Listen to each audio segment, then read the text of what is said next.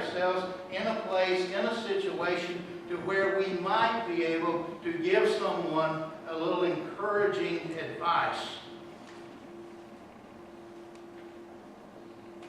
And then we realize we're in a dilemma. Do we or don't we? I like those kind of people, and I could point a few of you out, but I won't. But I like those kind of people who do.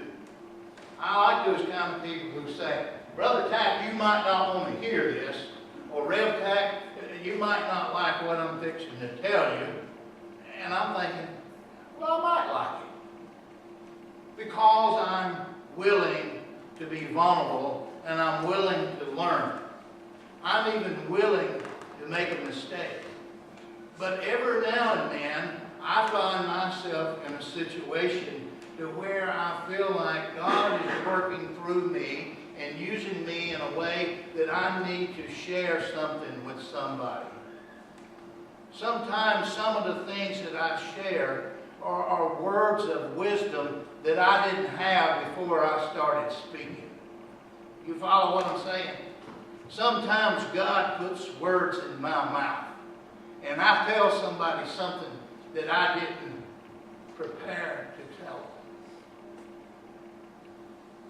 And I'll find myself out beside my car, on my knees, saying, God, don't do that to me again.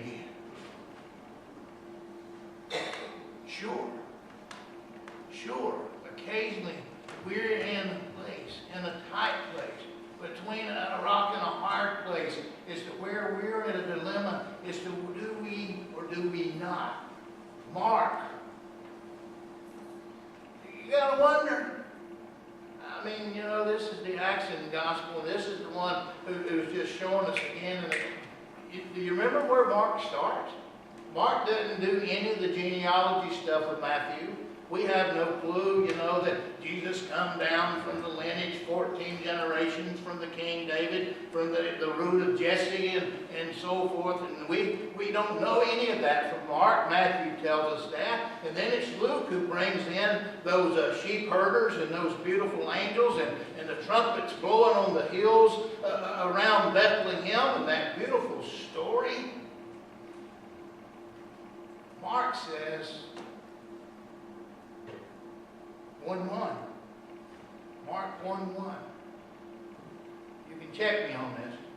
But Mark says, in the beginning of the good news. That's why we're here. That's why we're here today. There's good news. There is good news. And although Mark ends, and why? Well, some of you probably have published, and maybe you would be better at answering this question than me, but I believe Mark ended, originally the book of Mark, the gospel, ended with the disciples being filled with terror and dread, saying nothing to anyone because they were afraid. Scaredy cats.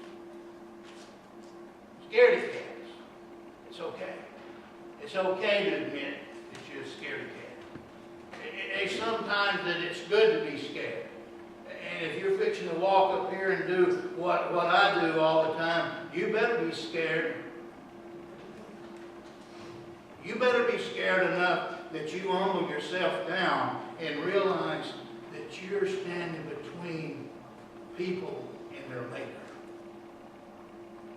You better stop and pause and say, at my best, I'm still just human, but God, with your help, I'll allow you to speak through me.